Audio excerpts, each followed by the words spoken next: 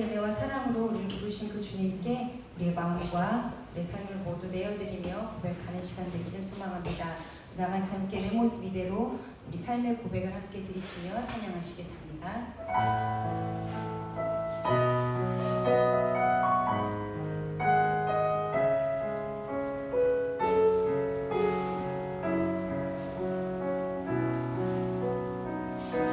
내 모습 이대로 사랑하시네. 연약한 그대로 사랑하시네.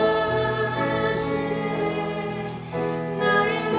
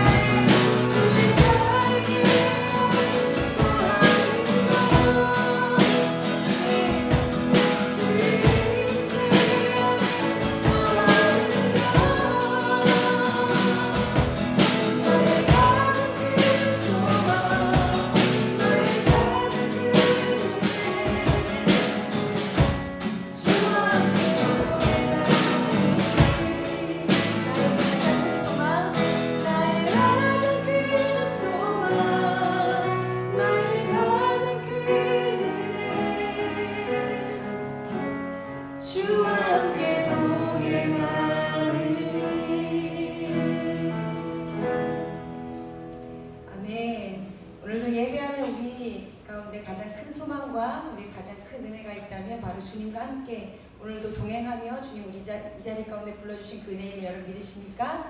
오늘도 우리가 그 주님의 은혜를 의지하여 우리 함께 예배하며 주께 나아가시길 소망합니다. 우리 함께 신약 139편 고백으로 함께 주님께 나아가겠습니다.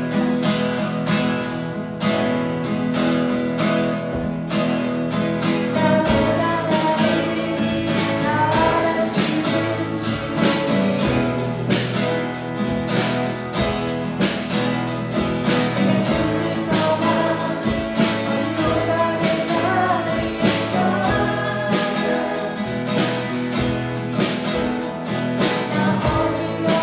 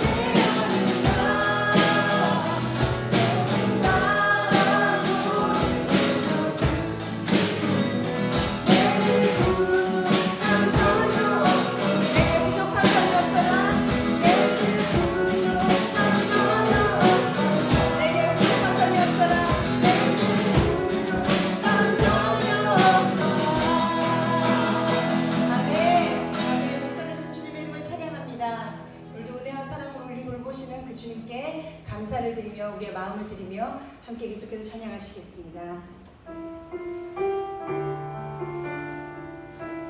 우리 가장 잘하시는 주님께 함께 고백하시며 나아가시겠습니다.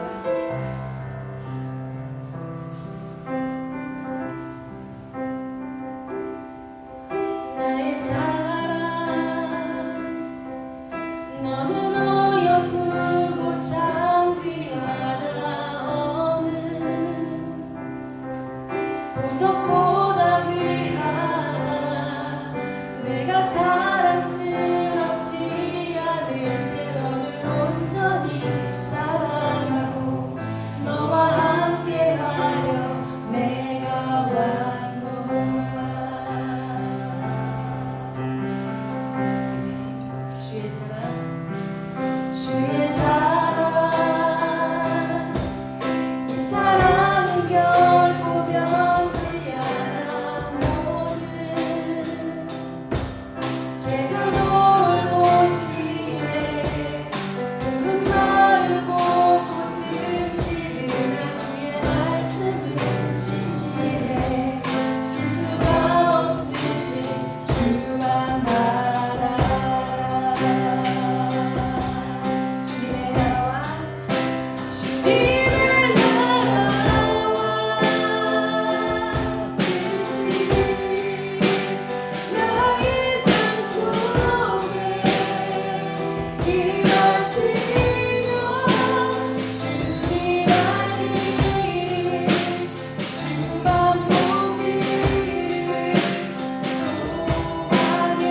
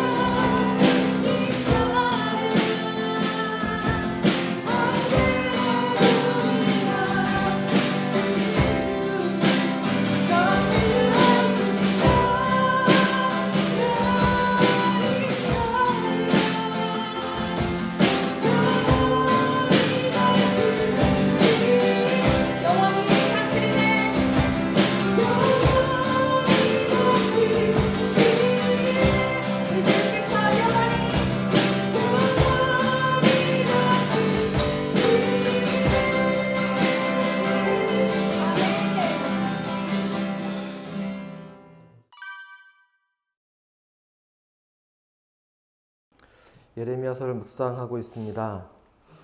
지난주에 40장과 50장 묵상했습니다. 이제 남은 예레미야서는 2장 남아 있습니다. 참 감사하고 뿌듯하고 그런 생각들이 듭니다. 이렇게 또 구약의 예언서 한 권을 묵상하는구나 라고 하는 생각이 듭니다. 예레미야서의 마지막 부분은 열방을 향한 말씀입니다. 열방이라고 하면 좀 거창하게 들릴 수 있지만 유다가 멸망할 당시에 그 주위에 있던 나라들을 말합니다. 유다를 둘러싼 나라들에 대해서 예레미야서 46장부터 51장까지 말씀하고 있습니다. 제일 먼저 애굽을 시작으로 해서 마지막으로 바벨론에 이르기까지 말씀하고 있는데, 이것을 간단하게 정리하면 이렇습니다. 46장에 보면 애굽에 대해서 여호야김 4년 갈그미스 전쟁이라고 불리우는 애굽과 바벨론의 전쟁에 대해서 말씀하고 있습니다. 애굽과 바벨론이 이 전쟁에서 부딪히게 되는데, 이때 애굽이 패하고 바벨론이 이기면서 이제 패권이 바벨론으로 완전히 넘어가게 되어집니다. 예레미야서는 이것이 하나님의 섭리였다라고 말씀합니다. 그리고 에스겔서에서도 똑같은 말씀을 합니다. 29장 19절에 보면 내가 애굽 땅을 바벨론의 느부갓네살 왕에게 넘기리니 그가 그 무리를 잡아가고 물건을 노략하며 빼앗아갈 것이다 했습니다. 이스라엘에게 애굽은 늘 잘 아는 형님 이런 존재였습니다. 뭐가 좀 어려워지면 나 그 형님 있잖아, 찾아가면 다 해줘 라고 생각하는 그런 존재였는데, 하나님께서 이런 애굽을 전쟁에서 패하게 하는 것, 그것이 하나님의 뜻이고 섭리였다 라고 말하면서 46장 26절 이하에 보면 내 종 야곱아 내가 너와 함께 있나니 두려워하지 말라. 너를 흩었던 그 나라들은 다 멸할지라도 너는 사라지지 아니하리라. 내가 너를 먼 곳에서 구원하며 내 자손을 포로된 땅에서 구원하리니 야곱이 돌아와서 평안하며 걱정 없이 살게 될 것이다. 그러니까 애굽에 대한 말씀하면서 결론적으로 말하는 것은 이스라엘에 대해서 말씀해주고 있어요. 그러니까 애굽에 대한 예언이지만 사실은 애굽이 들으라고 하신 말씀이 아니라 이스라엘이 들으라고 하신 말씀입니다.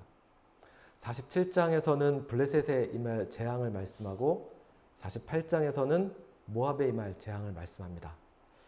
하나님이 모압을 심판하는 이유가 그들의 교만 때문이라고 했습니다. 49장에서는 여러 나라들을 말하는데 암몬과 에돔과 다메섹과 게솔과 하솔과 엘람까지 말씀하고 있습니다. 그 다음에 50장과 51장에서 바벨론에 대해서 그 나라에 임할 심판에 대해서 말씀합니다. 이 말씀이 모든 열방에 대한 말씀의 핵심이고 어떻게 보면 결론이 되어집니다. 바벨론이 당연히 가장 강대한 패권 국가였기 때문에 그렇습니다. 바벨론을 일컬어서 용사, 방패, 산성이라고 말했던 것도 그들의 강함을 말하는 것입니다. 또한 열방을 무너뜨리는, 온 세계를 멸망시키는 멸망의 산이다 라고 바벨론을 일컬었습니다. 그러나 이러한 바벨론도 북쪽에서 오는 강력한 나라에 의해서 멸망될 것이다. 바벨론은 함락되고 그들이 섬겼던 우상은 파괴되며 그 땅은 황폐하게 될 것이다 라고 말씀합니다. 이렇게 바벨론에 대해서 예언한 이 말씀을 선지자 예레미야가 책에 기록합니다. 그리고 그 책을 시드기야 4년에 바벨론으로 그 사절단으로 가는 네리야의 아들 스라야에게 맡기게 됩니다. 스라야가 바벨론에 관한 예언을 가지고 가서 바벨론에 도착해서 유프라테스 강에서 그 말씀을 읽고 그 말씀을 강물에 던져버립니다. 말씀을 다 읽고 나서 예레미야가 시킨 대로 책을 돌에 이렇게 묶어서 강에 던집니다. 바벨론을 향한 예언이 강물 속에 가라앉은 겁니다. 이것이 시드기야 4년이었으니까 아직 예루살렘이 멸망하기 전, 이미 그때 하나님은 바벨론에 임할 멸망에 대해서 말씀하고 있습니다. 그리고 이 장면은 우리가 앞에서 보았던 한 장면과 아주 비슷해 보입니다. 예레미야 36장을 기억하실 텐데 예레미야가 서기관 바룩에게 여호와의 말씀을 대필하도록 합니다. 이 두루마리 성경을 여우디가 여호야김 왕 앞에서 읽게 되는데 왕이 두루마리 성경을 칼로 찢어서 그것을 불태웁니다. 36장 23절에 보면 여우디가 서너 쪽을 낭독하면 왕이 면도칼로 그것을 연하여 베어 화롯불에 던져서 두루마리를 모두 태웠더라. 여호야김이 두루마리를 태웠지만 하나님의 말씀이 사라진 것은 아닙니다. 결국에는 불이 탄 것은 왕궁이었고 예루살렘 성이었습니다. 유프라테스 강물에 말씀을 빠뜨린 것도 말씀이 사라진 것이 아니라 바벨론의 침몰을 상징적으로 보여주는 것입니다. 두루마리 성경을 대필했던 바룩과 그리고 강물에 말씀을 빠뜨렸던 스라야가 서로 형제였습니다. 두 사람의 아버지가 네리야입니다. 어쨌든 바벨론 사람들은 그들에게 예언된 말씀을 실제적으로 듣지는 못합니다. 다른 열방도 마찬가지입니다. 46장부터 51장에 나오는 열방을 향한 말씀은 열방이 들으라고 주신 말씀이 아니라 이스라엘이 들으라고 주신 말씀입니다. 그래서 그 말씀 중간중간에 보면 이스라엘 회복에 대해서 말씀하고 있는 것을 보게 되어집니다. 그것이 핵심이기 때문에 그렇습니다. 하나님이 열방 가운데 우리를 인도하신다. 지키시고 인도하신다. 하나님 온 열방의 주관자가 되신다. 우리가 깨달아야 하는 것은 하나님의 통치와 또 우리의 순복이다라고 하는 것을 말해주고 있는 것입니다. 여러분이 이 말씀 묵상하시면서 아마 조금은 답답하시고 어려우셨을 수도 있습니다. 이 말씀이 거의 비슷합니다. 비유와 상징과 또 동일한 어떤 은유들로 겹쳐 있기 때문에 그렇습니다. 우리가 글을 쓸 때 보통 육하원칙을 강조합니다. 언제, 어디서, 누가, 왜, 무엇을 어떻게 이런 것들이 잘 들어가 있어야 좋은 글이다 라고 말하는데 이 열방에 대한 말씀은 그렇지가 않습니다. 우리는 이 말씀 읽으면서 그래서 이 나라가 언제 멸망한다는 거야? 근데 언제는 말씀하지 않습니다. 그런 내용이 없습니다. 그러니까 성경이 말하는 본질은 우리 생각과 조금 다른 겁니다. 그러니까 열방을 향한 말씀은 우리가 궁금해하는 것을 말하는 것이 아니라 그것이 담고 있는 뜻이 무엇인지 우리가 이해해야 된다는 겁니다. 그러려면 말씀의 상황 속으로 우리가 들어가 보아야 합니다. 거대한 바벨론이 예루살렘을 침공해 오고 있는 상황입니다. 성벽이 무너지고 집들이 불타고 있습니다. 무자비한 정복자들이 사람들을 끌어갑니다. 그리고 저와 여러분도 그 중에 있다고 생각해 보십시오. 목숨이 어떻게 될지 알지 못하는 그런 상황입니다. 그런데 이런 처참한 상황 가운데 하나님의 음성이 들려오는 겁니다. 바벨론이 함락될 것이다. 그들의 우상은 무너지고 그 땅은 황폐하게 될 것이다. 그래서 우리가 이 말씀 앞에 깜짝 놀라는 겁니다. 왜냐하면 온 세상이 바벨론 세상이고 이미 그들의 세력이 너무나 거대하기 때문에 그렇습니다. 상상할 수 없는 음성이 들려오는 겁니다. 하나님 약속하십니다. 그날이 오면, 그때가 되면 이스라엘 백성과 유다 백성이 다 함께 돌아올 것이다. 그들이 울며 돌아와서 나의 얼굴을 구할 것이다. 돌아온 그들은 나와 언약을 맺을 것이며 절대로 파괴되지 않는 영원한 언약, 나와 연합할 것이다 라고 말씀합니다. 하나님은 우리가 너무나 힘들고 어려울 때, 그래서 모든 것을 포기하고 싶을 때 우리를 찾아오셔서 말씀합니다. 울면서 나의 얼굴을 구하라. 나와 영원한 언약을 맺자 라고 하십니다. 참으로 우리가 약할 때가 하나님의 은혜의 때인 이유는 그때가 아니면 우리가 하나님의 음성을 듣지 못하기 때문에 그렇습니다. 예루살렘 성이 버티고 있을 때에는 아무도 그 누구도 하나님의 음성을 들으려 하지 않았습니다. 오히려 하나님의 말씀을 선포하는 선지자를 가두고 그를 핍박했습니다. 그때 왜 사람들은 하나님의 말씀을 거부했을까요? 자신의 힘으로 될 것 같았기 때문일까요? 자신의 힘으로 해야만 한다고 생각했기 때문일까요? 지난 파리올림픽 보면서 제가 중계방송을 이렇게 보면서 가장 많이 들었던 말이 있습니다. 그것은 너 자신을 믿으라 라는 말이었습니다. 올림픽을 중계하면서 해설자와 중계진들이 선수를 향해서 이제 자신을 믿을 때입니다. 자신을 믿고 하면 됩니다. 이 말을 계속 하는 것들을 자막으로도 이 시대의 모토가 아닌가 싶습니다. 너 자신을 믿으라. 제가 엊그제 유튜브를 보는데 어느 여자의 탈모약에 관한 이야기 영상이었습니다. FDA에서 승인받은 탈모약 중에 하나인데 자신이 그 제품을 사용하면서 느꼈던 후기들을 이렇게 이야기해주는 경험담을 말하는 영상이었습니다. 제가 동병상련이라 그 영상을 넘기지 못하고 그 영상을 쭉 보았는데 영상 마지막에 그가 믿음을 강조합니다. 여러분, 이 약을 믿어야 합니다. 제가 탈모로 고민하면서 건강에 관련된 많은 책들을 보았습니다. 좋다는 책, 유명하다는 책 제가 다 읽었는데 그 책에 공통적으로 말하고 있는 것이 믿음입니다. 저는 이 약을 바르면서 반드시 날 것이다 라고 믿었습니다. 여러분, 플라시보 효과라는 것도 있다 하지 않습니까? 믿어야 합니다. 세상은 무언가를 믿어라. 너 자신을 믿어라. 이렇게 말합니다. 그러나 성경은 오직 하나님만 의지하라 라고 말씀합니다. 그래서 그런 상황을 허락하십니다. 아무것도 의지할 수 없는 상황입니다.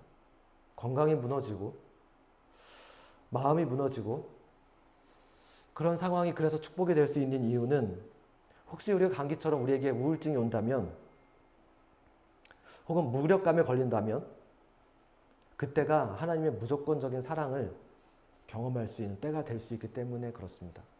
그때는 그래야만 하는 때이기 때문에 그렇습니다. 이스라엘은 하나님의 사랑을 받을 만한 아무런 이유가 없었습니다. 그냥 나라가 망해가는 그 상황. 그때 하나님이 너희가 죄를 뉘우쳐 그럼 내가 너희와 영원한 언약을 맺을 거야 라고 말하지 않았습니다. 여전히 죄인이었었지만 하나님 그들에게 조건 없는 사랑을 말씀하고 계십니다. 제가 지난주에 제 손등에 벌에 쏘였습니다. 정말 맹독을 가진 진짜 큰 장수말벌이었습니다. 저는 그 벌이 제 손등에 앉은 것도 몰랐습니다. 갑자기 엄청난 고통과 함께 제 얼굴 앞에서 말벌들이 막 왔다 갔다 했습니다. 벌이구나, 쏘였구나. 신속하게 달아나서 제가 더 쏘이진 않았지만 제가 어릴 때도 그 수많은 벌과 말벌들에 쏘여봐서 이번에도 제가 병원에 가지 않고 약국에서 그냥 바르는 물파스 같은 거 하나 사서 손등에 그냥 발랐습니다. 그런데 정말 하나도 효과가 없었습니다. 손등이 점점점 부어오르면서 엄청난 고통이 느껴지는 겁니다. 누군가는 그 고통을 망치로 손을 이렇게 때리는 고통이다 라고 표현하던데 정말 시간이 지나도 고통이 사라지지 않는 겁니다. 손은 점점 더 불어오르고 그래도 다행인 것은 저의 기도가 막힌다든지 그런 다른 알러지 반응은 없었습니다. 제가 막 너무 아파서 낑낑매면서 기도도 하고 생각도 하고 그러다 보니까 옛날 친구 생각이 났습니다. 선교지에서 떨어져서 몸이 여기저기 부러졌던 그 유모민 선교사. 그 녀석 그때 이렇게 아팠겠구나 하는 생각이 들었습니다. 그 선교사가 그 친구가 뼈가 부러진 상태에서 예수님의 십자가 고통을 경험했다라고 했습니다. 너무 아픈데 그 땅에는 병원이 없습니다. 병원에 의사가 없습니다. 그리고 진통제도 없습니다. 며칠에 한 번 수도에서부터 이렇게 왕진하는 의사가 한 번씩 오는데 뼈가 다 부러져 있는데 그냥 병 바닥에 누워서 그 의사를 기다리는 겁니다. 너무 아파서 고래고래 소리를 질렀다고 했습니다. 그 나라에서는 수술을 받으면 뼈를 이상하게 붙여놓는다고 합니다. 팔이 안으로 굽어져야 되는데 어떻게 붙였는지 밖으로 굽혀지는. 병원 바닥에 누워서 그런 말도 듣고 저런 말도 듣고 이런 생각 저런 생각하면서 아픔 속에 있었다라고 했던 말이 떠올랐습니다. 유 선교사는 다행히 수술을 잘 마쳤습니다. 그리고 그를 치료한 의사는 그 나라에서 가장 알아주는 의사였습니다. 하지만 그 친구의 몸에는 많은 상처들이 남았습니다. 그가 목욕탕에 가면 사람들이 무서워서 도망갑니다. 워낙 칼자국이 많아서. 그러나 그것이 유성교사에게는 십자가의 흔적입니다. 하나님이 우리에게 영원한 언약을 맺자라고 하십니다. 우리 여전히 부족하지만 그분이 십자가에서 그 사랑을 베풀어 주셨습니다. 우리는 그 사랑을 믿습니다. 세상을 믿거나 나를 믿거나 세상을 의지하는 것이 아니라 우리는 주님을 믿습니다. 우리가 그 영원한 언약을 함께 살아가기를 원합니다.